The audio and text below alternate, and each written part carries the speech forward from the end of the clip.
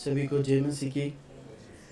प्रभु का धन्यवाद हो आए हुए सभी भाई बहनों के लिए, और धन्यवाद देते हैं विशेषकर आज हमारे बीच में तंगू दीदी हैं और ब्रदर रॉय हमारे जिया जी हैं।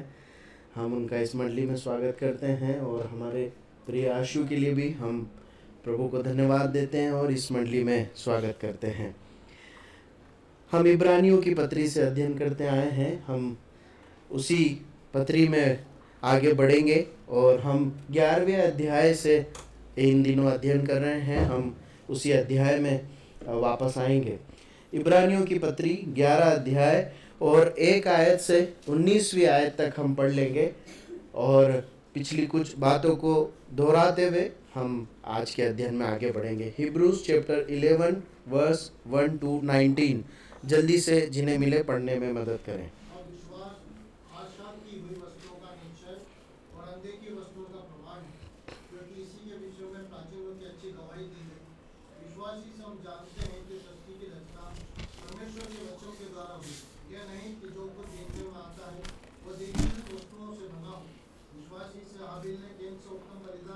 परमेश्वर के लिए चढ़ाया और उसी के द्वारा उसके धर्मी होने की गवाही भी दी गई, क्योंकि परमेश्वर ने उसकी बेटों के विषय में गवाही दी और उसी के द्वारा वो मरने पर भी अब तक बातें करता है।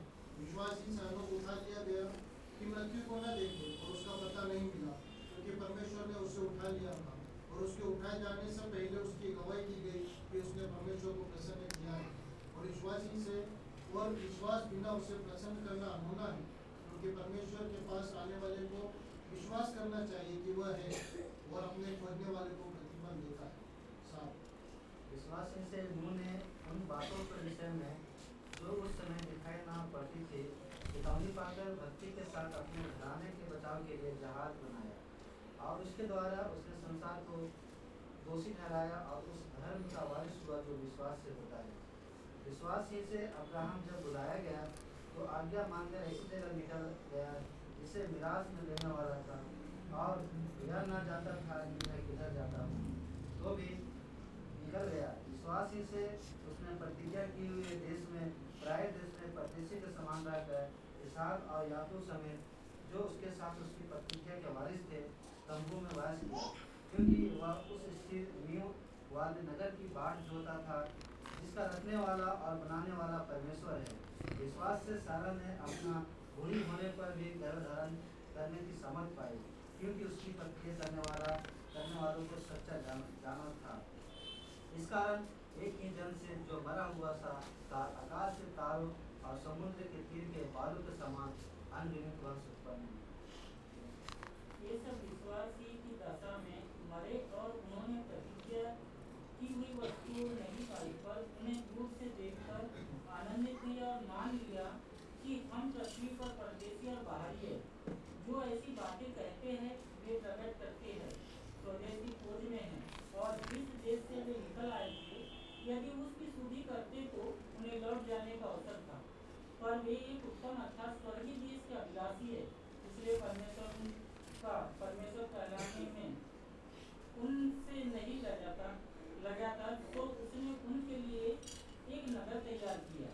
विश्वासी से इब्राहिम ने परखे जाने के समय ने इसहाक को बलिदान चढ़ाया और जिसने प्रतिज्ञाओं को सच माना था और जिससे यह कहा गया था कि इसहाक से तेरा वंश कहलाएगा, वह अपने इकलौते को चढ़ाने लगा, क्योंकि उसने विचार किया कि परमेश्वर सामर्थी है और मरो हुओं में से जिलाए तो उन्हें में से दृष्टांत की रीति पर वह उसे फिर मिला। परमेश्वर अपने वचन के पढ़े और सुने जाने पर आशीष दे और इसके द्वारा हमसे बात करें और हमें समझाएं। हमने 11वें अध्याय को पिछले समय पर आरंभ किया था। 11वें अध्याय का मुख्य विषय क्या है? विश्वास। लेखक जो है मसीह विश्वास को यहूदी विश्वासियों को समझा रहा है। जैसे ही वो 11वें अध्याय में प्रवेश करता है वो विश्वास क्या है इस बात को समझाता है, खोल कर परिभाषित करता है कि विश्वास क्या है। हमने क्या देखा था? विश्वास क्या है? जल्दी बताएं। आशा की हुई वस्तुओं का निश्चय, जिन बातों की हमने आशा की है हमें मिली नहीं है परंतु हमें मिलने वाली है, पर विश्वास से उसे देख पाना और इस प्रकार से जीवन जीना जैसे वो हमें मिल गई है, यह है मसीह विश्वास। और हमने एक मुख्य बात देखी थी कि मसीह विश्वास का आधार परमेश्वर का वचन है ना। हम उस विश्वास की बात नहीं कर रहे हैं जो दुनिया में लोग बोलते हैं, है ना। हम मसीह विश्वास की बात कर रहे हैं। वो विश्वास हवा में नहीं है परंतु उसका एक आधार है। वो आधार क्या है? परमेश्वर का वचन है। और लेखक विश्वासियों को, यहूदी विश्वासियों को ये बताना चाह रहा है कि ये जो विश्वास का जीवन है ना, ये कार्यों में दिखाई देना चाहिए, है ना। हमने इस बात को देखा था कि लेखक इस बात को बताता है कि विश्वास का जीवन कार्यों और निर्णयों में दिखाई देता है। इसलिए वो एक सूची को, विश्वासियों की सूची को, जो पुराने विश्वासी हुए हैं, और बहुत महत्वपूर्ण बात यह है कि वो यहूदी विश्वासियों को उन्हीं के पुराने पूर्वजों में जो सच्चे विश्वासी होकर जिए हैं उनका नाम ले लेकर कई उदाहरणों को बताता है। और विश्वास के वीरों की, योद्धा की सूची को वो यहाँ आरंभ करता हम देखते हैं। और हमने पिछले दिनों उन योद्धाओं में से हाबिल को देखा, हमने हनोक को देखा, और हमने जो है नूह को देखा। और आज जो हमारे अध्ययन का विषय है, जो भाग है, वो आरंभ होता है 8 आयत से, जहाँ पर हम किसके विषय में पढ़ते हैं? इब्राहिम के विषय में पढ़ते हैं। विश्वास के योद्धाओं में सबसे एक बड़े योद्धा के रूप में इस व्यक्ति को कहा जा सकता है। इसे एक उपाधि दी गई है, मालूम है क्या दी गई है? विश्वासियों का पिता कहकर इब्राहिम को पुकारा गया। अब 8 आयत से 19वीं आयत तक वो इब्राहिम के परिवार और उनके विश्वास के जीवन की चर्चा करता है। अगर हमारी सुविधा के लिए परमेश्वर का वचन अपने आप में बहुत श्रेष्ठ एक वाक्य के रूप में लिखा गया है, लेकिन हमारी सीमित बुद्धि के अनुसार इसे समझने के लिए हम इसको एक क्रम दे सकते हैं। अगर 8 आयत से 19 आयत तक हमें इब्राहिम के विश्वास के जीवन का अध्ययन करना है तो इसे हम एक क्रम दे सकते हैं। वो ये है कि जो है पहले हम इब्राहिम के जीवन में उसने विश्वास के जो कार्य किए हैं उसे पढ़ते हैं, है ना।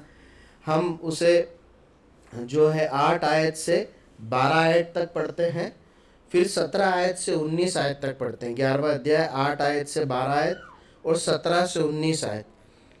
लेखक इन आयतों में इब्राहिम के जीवन में जो उसने विश्वास के साथ क्या क्या किया, उसने किया या क्या प्राप्त किया, किन किन जगहों पर उसने विश्वास का जीवन जिया, हम ये देखते हैं। उसके बाद हम जो है उसकी अन्य जो आयतें हैं, 9 आयत हैं उसके बाद उसकी जो आगे की आयतें हैं उनमें हम इस बात को देखते हैं कैसे वो विश्वास का जीवन जी पाया, वो ये निर्णय ले पाया, ऐसा जीवन जी पाया, हम ये देखते हैं। उसके बाद लेखक बताता है कि उसके पीछे कारण क्या था कि वो इस प्रकार विश्वास का जीवन जी पाया। हम उसको बारी बारी करके देखेंगे। सबसे पहले हम देखते हैं कि इब्राहिम के जो जीवन में विश्वास के कार्य, 8वीं आयत को पढ़िए। सबसे पहली बात पढ़िए, क्या लिखा है? विश्वासी से अब्राहम जब बुलाया गया तो आज्ञा मानकर ऐसी जगह पर निकल गया जिसे मिरास में देने वाला था, और यह न जानता था कि मैं किधर जाता हूँ, तो भी निकल गया।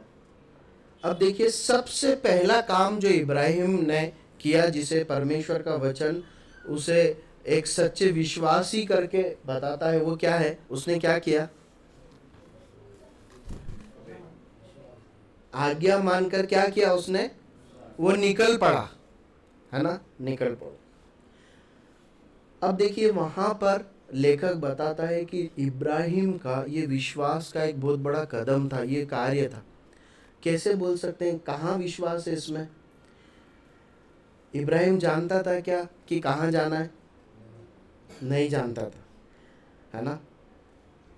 देखिए, उत्पत्ति की पुस्तक 12 अध्याय पहली आयत पढ़ी, क्या लिखा है?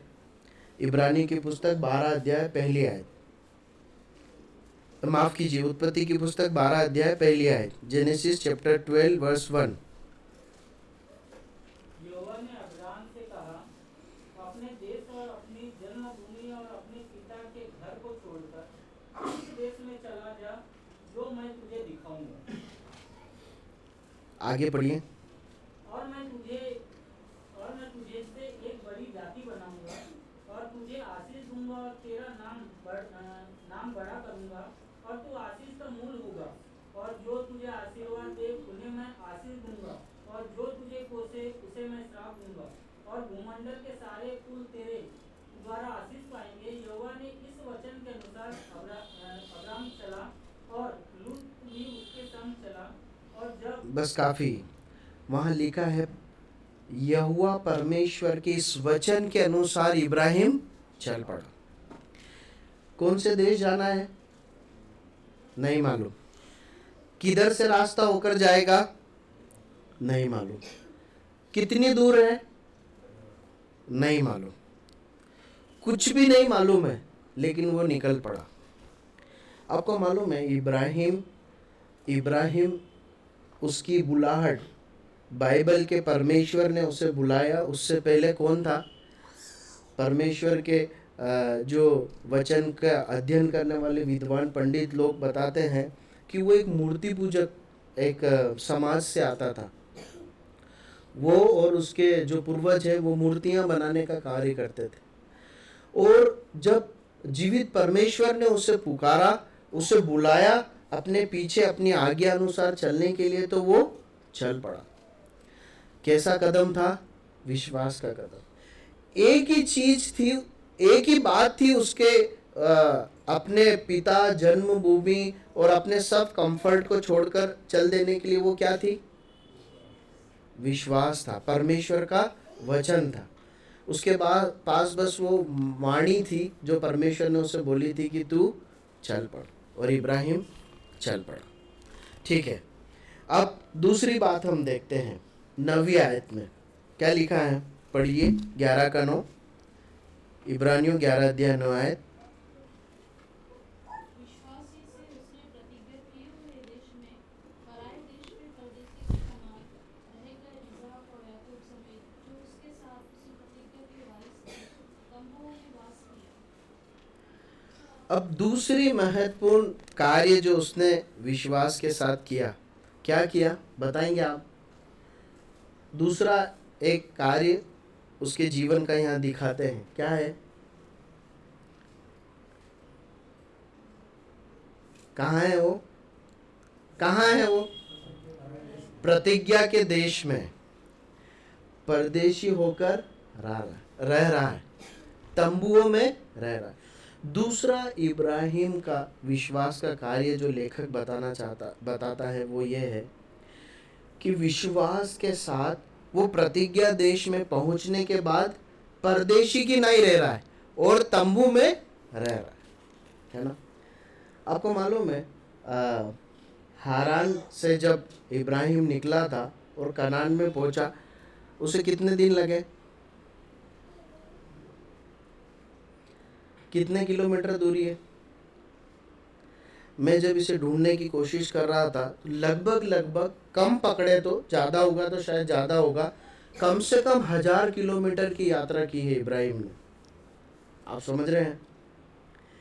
एक व्यक्ति जिसे पहले जिस परमेश्वर को नहीं जानता था, उसे परमेश्वर ने बुलाया और कहा मैं जो बता रहा हूँ उस देश में जा, मैं आशीष दूंगा, तुझे दूंगा, तेरे वंश को दूंगा, मैं लेकर चल रहा हूँ। उसने विश्वास कर लिया, 1000 किलोमीटर चलते चलते उस देश में पहुंचा।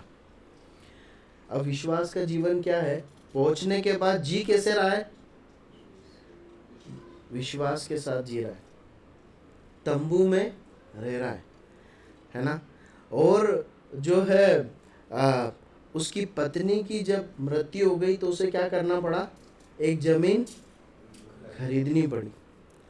है विश्वास का जीवन है।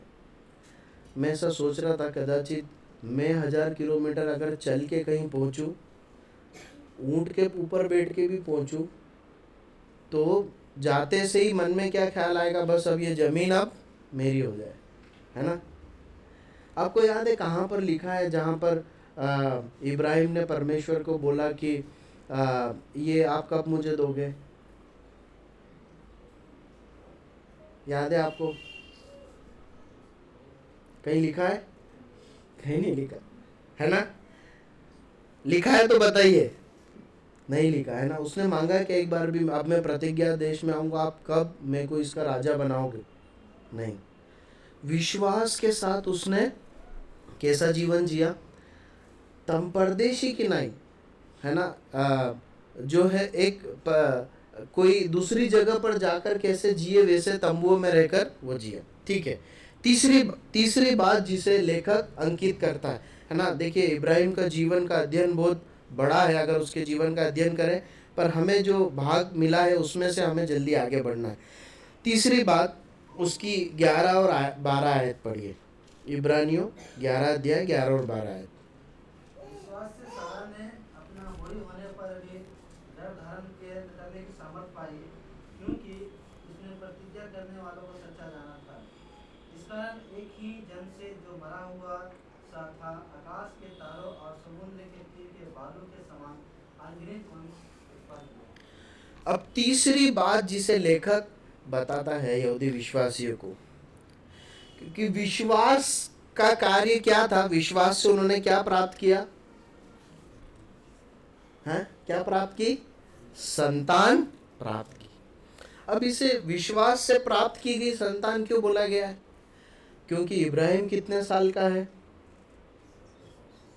100 साल का है, और सारा भी बूढ़ी हो चुकी है। आमतौर पर एक परिवार में जो संतान होने के लिए जो शारीरिक सामर्थ्य चाहिए, वो ना इब्राहिम में है और ना ही सारा में। सामर्थ्य नहीं है, पर उन दोनों के पास क्या है? विश्वास। किसने बोला है? परमेश्वर ने बोला है कि बच्चा पैदा होगा, इसहाक पैदा होगा। लेखक उन्हें उनके इस विश्वास को विश्वास के कार्य को यहाँ लिखकर देता है। चौथा विश्वास का कार्य क्या है? 17 से 19 आयत में हम पढ़ते हैं। पढ़िए 11, 17 से। विश्वास ही से इब्राहिम ने परखे जाने के समय में इसहाक को बलिदान चढ़ाया, और जिसने प्रतिज्ञाओं को सच माना था, और जिससे यह कहा गया था कि इसहाक से तेरा वंश कहलाएगा, वह अपने इकलौते को चढ़ाने लगा। जी आगे। क्योंकि उसने विचार किया कि परमेश्वर सामर्थी है कि मरो में से जिलाए, तो उन्हीं में से दृष्टांत की रीति पर वह उससे फिर मिला। बस काफी। चौथा बात जो जिसे लेखक यहाँ पर लिख कर देता है वो है कि विश्वास के कारण ही इब्राहिम ने अपने बेटे को बलिदान चढ़ा दिया। देखिए, परमेश्वर के आत्मा ने ऐसा नहीं लिखा है वो चढ़ाने वाला था, उसने चढ़ा दिया ऐसा करके बताया। अब देखिए, विश्वास कहाँ है यहाँ पर? विश्वास है इस कार्य को करने के लिए है। परमेश्वर ने क्या बोला था? वंश किससे चलेगा? इसहाक से चलेगा, है ना। वंश इसहाक से चलेगा। अब एक दिन परमेश्वर ने उससे बोला कि तू अपने प्रिय पुत्र को, एकलौते पुत्र को चढ़ा दे। लगभग ऐसा माना जाता है कि इब्राहिम के बेटे इसहाक की आयु लगभग 17-18 साल के आसपास रही होगी, है ना। एक लगभग ये अंदाजा है। 18 साल तक जिस बच्चे को पाल पोस के बड़ा किया, अब परमेश्वर बोल रहा है उसे चढ़ा दो। पहली बात तो 100 साल के बाद तो बच्चा पैदा हुआ है ना। अभी वापस बच्चा पैदा होने की कोई गुंजाइश नहीं है, पहले भी नहीं थी, अब और भी नहीं है। परमेश्वर कहता है कि इस बच्चे को मेरे लिए बलिदान करके चढ़ा दो। अब देखिए वहां पर लिखा है इब्राहिम ने क्या सोचा। इब्राहिम ने अपने मन में ये कल्पना की कि परमेश्वर ने बोला है कि इसहाक से वंश चलेगा तो चलेगा, पर अब मैं बलिदान चढ़ा दूंगा तो क्या होगा, शायद परमेश्वर इसे वापस जिंदा कर देंगे। इससे पहले कोई व्यक्ति मर के जिंदा हुआ है क्या? बाइबल में कई वर्णन देखते हैं क्या? देखते हैं? कोई वर्णन हम ऐसा देखते नहीं है। लेकिन इब्राहिम ने विश्वास के साथ परमेश्वर की सामर्थ को मान लिया कि परमेश्वर शायद ऐसा करेंगे, क्योंकि अब वंश आगे बढ़ना है तो इसहाक का जीना बहुत जरूरी। और इब्राहिम ने अपने बेटे को चढ़ा दिया, पर बस चढ़ाने से पहले परमेश्वर ने उसे रोक लिया, लेकिन परमेश्वर ने ये मान लिया कि उसने अपने बेटे को चढ़ा दिया। अब देखिए लेखक है ना, उसके इब्राहिम की बुलाहट से उसके बुढ़ापा तक के जीवन को इन यहूदी विश्वासियों के सामने रखता है। यदि आप ध्यान से इब्राहिम के जीवन को पढ़ेंगे ना, तो उसका जीवन बहुत कठिनाई से भरा हुआ एक जीवन था, है ना।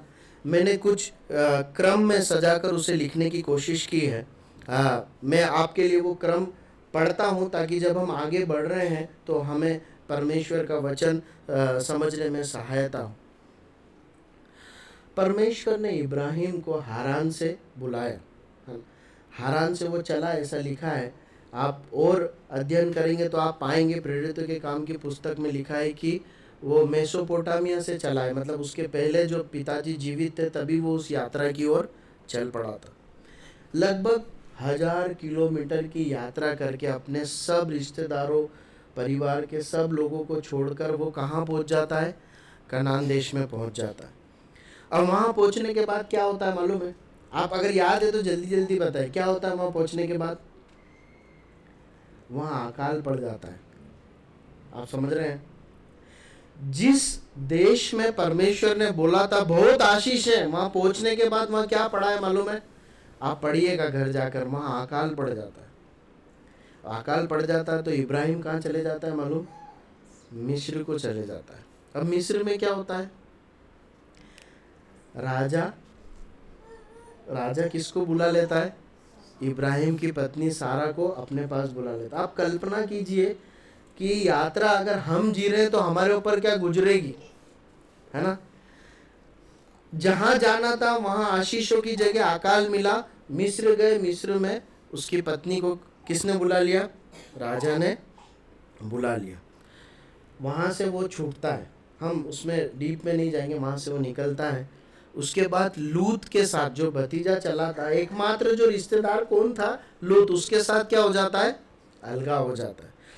उसके बाद परिवार में कुछ समझौतों को देखते हैं। उसके बाद इस्माइल का जन्म हो जाता है ना। अब इस्माइल के जन्म की बातें सब आप जानते हैं। उसके बाद हम सदोम और अमोरा के विनाश को देखते हैं। उसके बाद हम देखते हैं कि एक बार फिर ऐसा होता है कि एक राजा सारा को वापस अपने पास बुला लेता है। उस राजा का नाम क्या है? अबीमेलेक, है ना। परमेश्वर उसको वहाँ से भी छुड़ाते हैं। अब उसके बाद क्या है? इसहाक का जन्म होता है। उसके बाद क्या है? इसहाक की शादी हो गई है क्या? नहीं, लेकिन उसकी पत्नी की क्या हो जाती है? मृत्यु हो जाती है। मृत्यु हो गई। उसके बाद क्या है? वो कब्र खरीदता है, पैसा देकर अपनी पत्नी को दफनाता है। उसके बाद इसहाक का विवाह होता है। उसके बाद हम देखते हैं इसहाक के कितने बच्चे हो जाते हैं?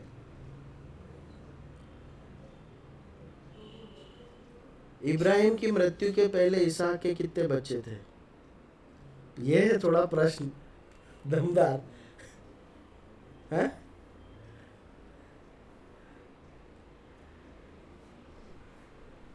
देखिए नहीं है, और इब्राहिम मर चुका। जब बुलाया था इब्राहिम को तो कितने वर्ष का था? 75 साल का था। मरा तब कितने साल का था? 175 साल का था। 100 साल विश्वास के साथ जिया। आराम की जिंदगी थी क्या? नहीं। पहली बार मुझे समझ में आया ये मनन करते समय कि बहुत ही कठिन एक जीवन इब्राहिम ने जिया है, लेकिन विश्वास के साथ उसने अपने जीवन को जिया। अब हम उन बातों की ओर आएंगे जहां पर लेखक बताता है क्यों वो विश्वास के साथ जी पाया, वो कैसे हृदय के साथ जी पा रहे थे। ठीक है, पढ़िए इब्रानियों की पत्री 11 अध्याय 13 से 14 है।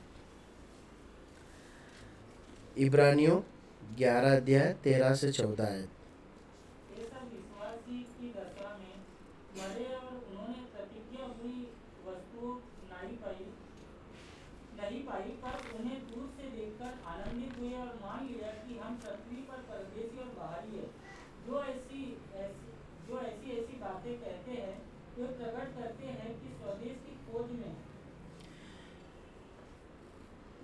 पहली बात, वो क्यों इस प्रकार से जीवन जी पाए, क्यों इब्राहिम और अन्य जो विश्वासी लोग हैं अपने विश्वास के जीवन में तमाम परेशानियों, दुख, मुसीबत के बावजूद परमेश्वर को प्रसन्न कर पाए, क्योंकि वो इस बात को जान गए थे कि हम कौन है, हम परदेशी हैं, हम परदेशी।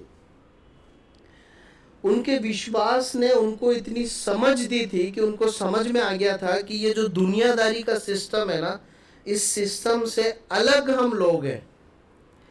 ये दुनिया जैसे सोचकर चलती है, जैसे इनके कार्य है, कार्य करने के पीछे, निर्णय लेने के पीछे इनका जो आधार है वो और हमारा आधार अलग है। उन्हें इस बात को समझ लिया था कि हम कौन है, हम परदेशी हैं। हम जो है इस धरती पर जरूर रह रहे हैं, पर हमारा स्थायी ये जगह नहीं है। विश्वास से उन्होंने वहां पर इस प्रकार लिखा है कि विश्वास से उन्होंने दूर से इस बात को देख लिया था। पहली बात, उन्होंने इस बात को समझ लिया कि हम संसार से अलग एक लोग हैं।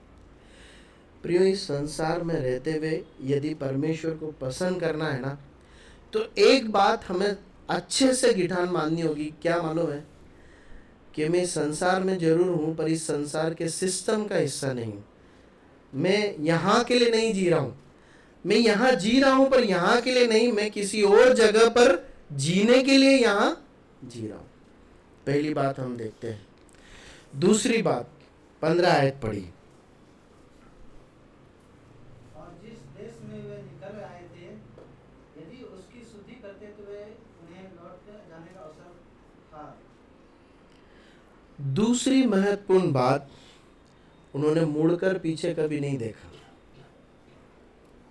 दूसरी महत्वपूर्ण बात, इब्राहिम ने पीछे मुड़कर हारान की ओर कभी नहीं देखा, है ना। उन्होंने कभी भी तुलना नहीं की। आप समझ रहे हैं?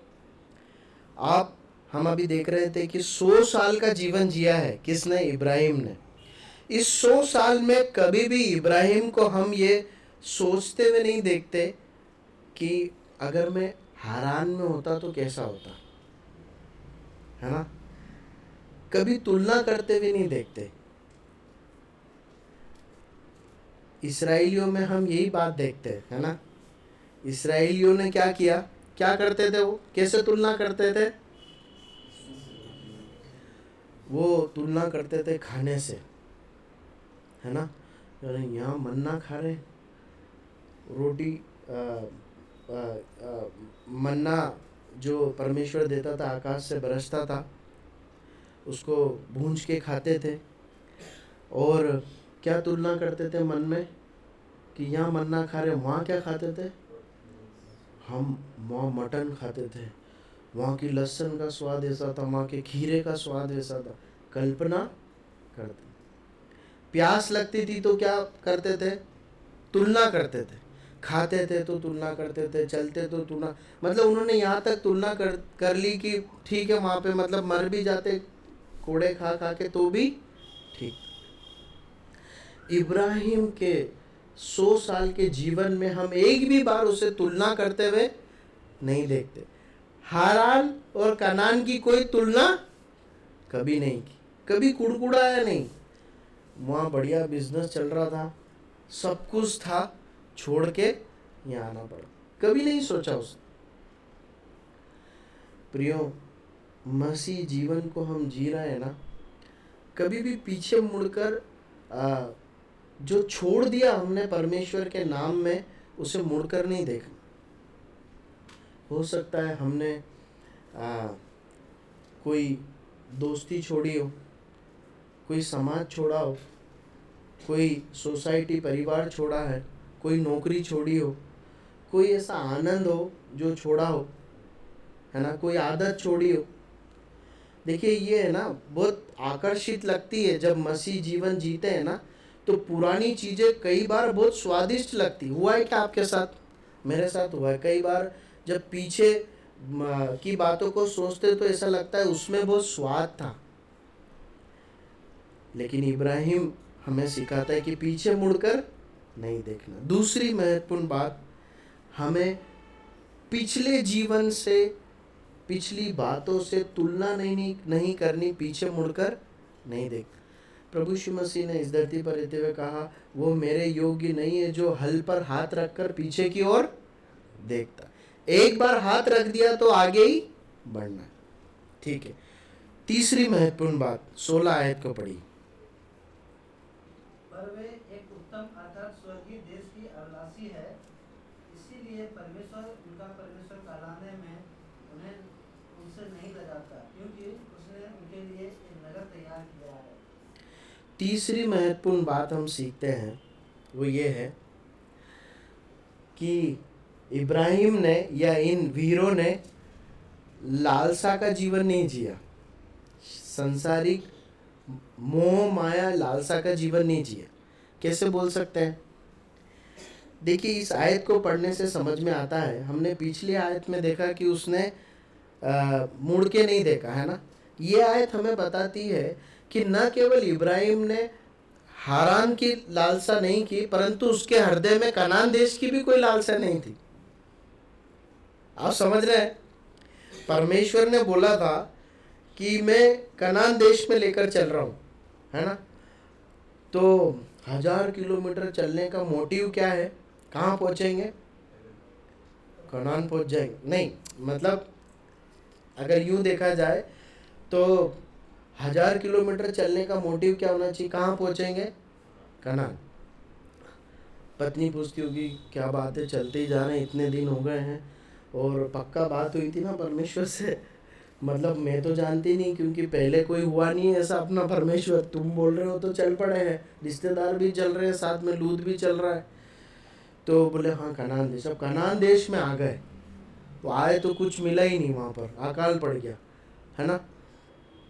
इससे समझ में आता है कि इब्राहिम के हृदय में कनान देश की भी कोई लालसा नहीं थी, है ना। वहाँ की जमीन, वहाँ के फल, वहाँ की दूध मधु की धाराएं, वहाँ का मैं राजा बन जाऊं, इसकी कोई लालसा उसके जीवन में नहीं थी। उसके विश्वास ने उसे इस बात को बता दिया था। उसके अंदर एक ही लालसा थी, कौन से देश की? स्वर्गीय देश की। देखिए, एक व्यक्ति है जिसके पास परमेश्वर के बहुत थोड़े से वचन हैं, है ना, और उसे समझ में आ गया कि परमेश्वर मुझे जो देश देने वाला है ना, जहाँ मुझे वो ले जाना चाहता है, ऐसा समझ में आता है धरती पे तो वो जगह है नहीं, जरूर कोई और जगह है। वो परमेश्वर के आत्मा ने उसे लिख कर दिया है कि उसे समझ में आ गया था कि वो स्वर्गीय देश में परमेश्वर उसे ले जाने वाला है। प्रियो, परमेश्वर हमें बहुत आशीषें देते हैं, मालूम है। हम सब अपने जीवन में परमेश्वर को, बाइबल के परमेश्वर को पाने के बाद अपने जीवन में अनेक आशीषों को गिन सकते हैं इस धरती पर जो परमेश्वर ने दिए। पर परमेश्वर चाहता है कि हम संसारिक आशीषों में, उसकी लालसाओं में अपने जीवन को न जिए। हमारे अंदर एक ही लालसा होनी चाहिए, पता है, आत्मिक लालसा होनी चाहिए। ये लोग आत्मिक बातों के भूखे होकर जी रहे थे। आप तुलना कीजिए, जब इस्राएली लोग यात्रा कर रहे थे और इब्राहिम ने यात्रा की। जब इस्राएली लोग यात्रा कर रहे थे उनके साथ मूसा भी था। पानी की कमी है तो मूसा को भी तो कमी है, कि ऐसा तो है नहीं कि मूसा के लिए कुछ अलग प्रबंध है। जब भोजन की कमी है तब वो मूसा के लिए भी, लेकिन हम मूसा को कुड़कुड़ाते हुए नहीं देखते। क्यों? क्योंकि संतुष्टि कहाँ है? इन भौतिक बातों में नहीं है, परमेश्वर के। प्रियो, हमें संसार में आत्मिक लालसाओं के साथ आत्मिक बातों की लालसा करते हुए, इच्छा करते हुए जीना है। तो हम विश्वास के जीवन को जीकर परमेश्वर को पसंद कर पाएंगे। विश्वास के जीवन की कहानियों को तो हम परमेश्वर के वचन में कई लोगों को पढ़ते हैं, परमेश्वर के लोग हुए ऐसा करके पढ़ते हैं, लेकिन उनके जीवन को जब पढ़ते हैं तो परमेश्वर का जीवन उनकी गिरावटों और पापों को बताता है। वहीं पर कुछ लोग हैं जिनका जीवन पढ़ने पर परमेश्वर बताता है कि इन्होंने परमेश्वर को पसंद किया, इन्होंने विजयी जीवन जिया।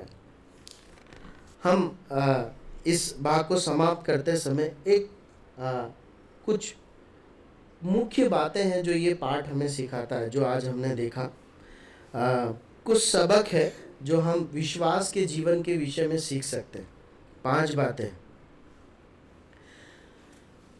विश्वास के जीवन में रास्ते कठिन हो सकते हैं, परंतु परमेश्वर चलने की सामर्थ्य देता है।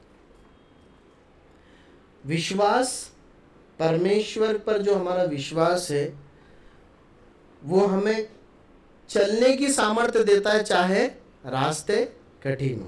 पहली बात। दूसरी बात, विश्वास के जीवन में कमी घटी हो सकती है, लेकिन परमेश्वर हमें संतुष्टि देता है। अगर आप इब्राहिम के जीवन का अध्ययन करेंगे ना तो इस बात को पाएंगे। पहली बात, विश्वास के जीवन में रास्ते कठिन हो सकते हैं, परंतु परमेश्वर चलने की सामर्थ्य देता है। दूसरी बात, कमी घटी हो सकती है। इब्राहिम कमी घटी में जिया, पर परमेश्वर संतुष्टि देता है। तीसरी बात, विश्वास के जीवन में शत्रु हो सकते हैं, परंतु परमेश्वर सुरक्षा देता है। इस्राएलियों की यात्रा में शत्रु थे, इब्राहिम की यात्रा और कनान देश में भी शत्रु हुए। मतलब उसकी पत्नी को बुला लिया, उससे ताकतवर लोग थे, उसने कुछ युद्ध भी लड़े, परंतु परमेश्वर ने उसे सुरक्षा दी। शत्रु हो सकते हैं, परंतु सुरक्षा परमेश्वर देगा। चौथी बात, कठिन परिस्थितियां हो सकती है, कष्ट हो सकते हैं और शत्रुओं के हमले भी हो सकते हैं, परंतु विश्वास के जीवन में विजय परमेश्वर देता है। विश्वास के जीवन में हमले हो सकते हैं, कष्ट हो सकते हैं, बुरी परिस्थितियां हो सकती है, परंतु विजय कौन देगा? परमेश्वर देगा। विश्वास हमें विजय देगा, प्रलोभन से बचाएगा। और अंतिम बात हम देखते हैं, विश्वास का मेरा जीवन मेरी आने वाली पीढ़ियों को आशीष दिलवाता है। आप समझ रहे हैं?